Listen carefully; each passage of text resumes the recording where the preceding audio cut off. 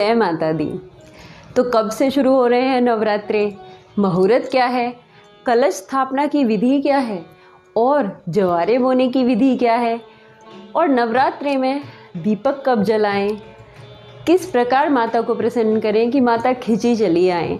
वैसे तो माता जगदम्बे बड़ी ही दयालु हैं, वो अपने भक्तों पर बहुत ममता रखती हैं। यदि सच्चे भाव से भी कोई उनको पुकार ले तो माता दौड़ी चली आती हैं, हमें हर वक्त एहसास कराती हैं कि वो हमारे साथ सदा रहती हैं।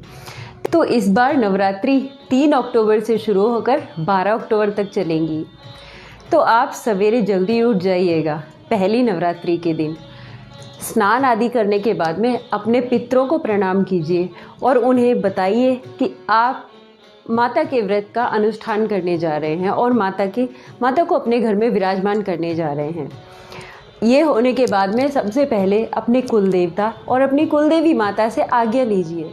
उनसे कहिए, प्रार्थना कीजिए कि हे माँ, हमारा ये व्रत निर्विघ्न संपूर्ण हो जाए, ऐसी कृपा हम पे कीजिए। उसके बाद में आपको मुहूर्त से पहले ही सारी तैयारी कर लेनी है ताकि मुहूर्त का जो समय होता है उसमें पूजा पाठ हो सके। सारी तैयारियां आपको पहले ही करके रखनी होंगी। तो आप सवेरे जल्दी उठकर आपको एक स्वच्छ स्थान जहाँ पे आप माता को विराजमान करेंगे उसको गंगा जल छिड़क के पवित्र कर लेना है और माता को जहाँ पे आप मंदिर में रोज़ाना पूजा करते हैं वहाँ पे नहीं बिठाना है। ये पूजा अलग रख के की जाती है, माता को अलग स्थान दिया जाता है। तो सबसे पहले आप एक चौकी रखिए, उसके ऊपर लाल कपड़ा बिछा लीजिए और थोड़े से अक्षत का ढेर उसके ऊपर रख के उसके ऊपर इस तरह से 9 पंखुड़ियाँ बनानी है आपको। यदि आपको ये पंखुड़ियाँ बनाने में परेशानी होती है तो आप स्वास्तिक भी बना सकते हैं। उसके बाद माता का चित्र या माता की प्रतिमा आप वहाँ पे विराज दीजिए उस चौकी पर। उसके बाद में चौकी के ठीक सामने आपको कलश की स्थापना करनी है। ये ध्यान रखिएगा कि माता कलश से ऊंचे स्थान पर हों ताकि जब आप पूजा करें तो आपको माता अच्छे से दिखाई दे। उसके बाद में आपको कलश के अंदर गंगा जल, थोड़ा सा जो देसी कपूर आता है, भीमसेनी कपूर भी कहा जाता है, उसको रख लीजिए। उसको थोड़ा सा डालिए, उसके अंदर 3 साबुत सुपारी डालिए, 1 सिक्का डालिए, अक्षत डालिए, कुमकुम डालिए, हल्दी डालिए। उसके बाद में एक नारियल लीजिए, नारियल जटाओं वाला होना चाहिए। उसके ऊपर 9 बार मौली बांध लीजिए।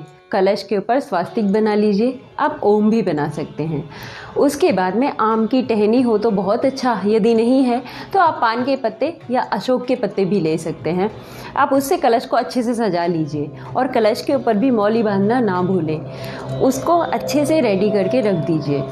फिर एक अखंड ज्योत, यदि आप समर्थ हैं तो आप घी में भी जला सकते हैं, वरना तेल में भी चल जाएगा, माता की दाईं ओर रेडी करके रख लीजिए। उसके बाद में आपको अपने हाथ धोने हैं और 3 बार आचमन करना है। फिर अपने सभी घर वालों को कुमकुम या हल्दी या चंदन का तिलक लगा लेना है। उसके बाद में पूजा की सभी सामग्री पूजा की थाली में आप अपने सामने रख लीजिए, अपने पास रख लीजिए ताकि आपको उठ के ना जाना पड़े। एक कलश में अलग से जल रखना ना भूलें। सबको तिलक लगाने के बाद में आप श्री गणेश जी का नाम लेकर माता का आवाहन करें। यदि आप कोई मंत्र नहीं जानते हैं तो कोई बात नहीं, माता भाव की भूखी होती हैं। सच्चे हृदय से माता से प्रार्थना कीजिए कि माता आपके यहाँ आकर विराजें और आप अखंड दीप को प्रज्वलित कर दीजिए। उसके बाद में कलश देव को इस प्रकार आप पूजन करें, उनको इस प्रकार माता का आवाहन करें कि माता साक्षात आकर उस कलश में विराज चुकी हैं। और उसके बाद में आप माता को लाल चुनरी ओढ़ाएं, कलश को भी एक चुनरी ओढ़ाएं। 5 प्रकार के फल माता की चौकी पर वहाँ पे माता के सामने रख दीजिए। उसके बाद में घर में बनाया हुआ शुद्ध भोग माता के सामने रख दीजिए। माता को धूप, दीप और नैवेद्य दिखाइए। उससे पहले आप संकल्प करना ना भूलें। जब आप अखंड दीपक जलाएंगे उसी समय आप माता के सामने जल, पुष्प और अक्षत हाथ में लेकर अपना नाम, अपना गोत्र और अपना यदि आप नक्षत्र जानते हैं तो वो बोलकर माता के सामने व्रत का संकल्प लीजिए और अपनी जो भी मनोकामना है वो माता को सुनाइए। फिर माता के सामने एक 2 पान के पत्ते लेकर उस पर एक सुपारी रख दीजिए। यदि टूटी हुई सुपारी है तो आप 2 रख सकते हैं, और एक नारियल माता जी को तांबूला चढ़ाइए। और उसके बाद में या तो आप रुई से या फिर जो मौली होती है उसके धागे से माता को इत्र चढ़ाइए।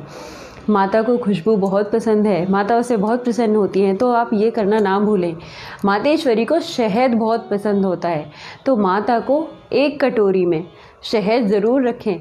हाँ, उसको भोग के तौर पे ना रखें, बस ऐसे ही रखें, भोग के लिए आप कुछ और लें। फिर आपको दक्षिणा रखनी है माता के आगे। उसके बाद में आपको 3 बार हाथ में पुष्प और जल लेकर ओम श्री दुर्गा दिव्य नमः का जाप करना है। फिर उन अक्षत और पुष्प को माता जी के श्री चरणों में छोड़ दीजिए। उसके बाद में आपको एक मिट्टी का बर्तन लेना है, आप या कुछ और है आपके पास में तो आप वो भी ले सकते हैं, और उसमें जवारे बोकर माता के बाईं तरफ रख दीजिए। फिर आपको फिर से 3 बार ओम श्री दुर्गा देवी नमः बोलकर माता के श्री चरणों में चढ़ाना है पुष्प और अक्षत। फिर आप यदि सप्तशती पढ़ना चाहते हैं तो आप उसका पाठ कर सकते हैं, या कोई स्तोत्र बोलना चाहते हैं तो वो भी कर सकते हैं, माता का मंत्र जाप कर सकते हैं। यदि नहीं भी करना है तो आप माता की अच्छे से आरती कर दीजिए। आरती यदि आप गोला और कपूर से करेंगे तो बहुत ज़्यादा अच्छी बात है। यदि आपको उससे नहीं करनी है तो आप जो नॉर्मल आरती की जाती है घी की बत्ती लगाकर, आप उससे भी कर सकते हैं। फिर आप माता से क्षमा याचना करना बिल्कुल ना भूलें, क्योंकि हम माता की चाहे कितने भी बड़े विद्वान क्यों ना हो, माता की संपूर्ण विधि नहीं जानते। कोई ना कोई त्रुटि हमसे हो ही जाती है। उसकी क्षमा के लिए माता के सामने क्षमा याचना का पाठ पढ़ना बहुत आवश्यक है। यदि आपको पाठ पढ़ना, मंत्र पढ़ना नहीं आता तो आप भाव से भी माता से क्षमा याचना कर सकते हैं। फिर आपको यदि हो सके तो माता को 9 दिन अलग अलग रंगों की और अलग अलग तरह की चुन्नियाँ ओढ़ाइए। यदि नहीं है तो कोई बात नहीं। और फिर नवमी को या अष्टमी को आपके यहाँ पे जिस दिन भी खिलाई जाती है उस दिन 10 साल तक की छोटी छोटी कन्याओं को बुलाकर भोजन कराइए, उनके पैर धुलाइए, कुमकुम लगाइए और उनके हाथ में मौली बांधिए। फिर 10वीं के दिन आप पारण कर लीजिए व्रत का और माता की विदाई कर दीजिए। जब आप पहली नवरात्रि के दिन पूजा कर दें तो उसके बाद में आप जो प्रसाद आपने माता के आगे रखा था वो अपने सभी परिवारजनों में बांट दीजिएगा। यदि आपने पूरे 9 दिन व्रत रखा है तो आपको वो प्रसाद नहीं खाना है, वो बाकी सब में बांटना है। माता आप सबकी झोली खुशियों से भरे और खूब आशीर्वाद लुटाएं। यदि आपको मेरी ये वीडियो और मेरी बताई हुई ये विधि पसंद आती है तो आप मेरे इस चैनल को लाइक, शेयर और सब्सक्राइब कर दीजिए। जय माता दी।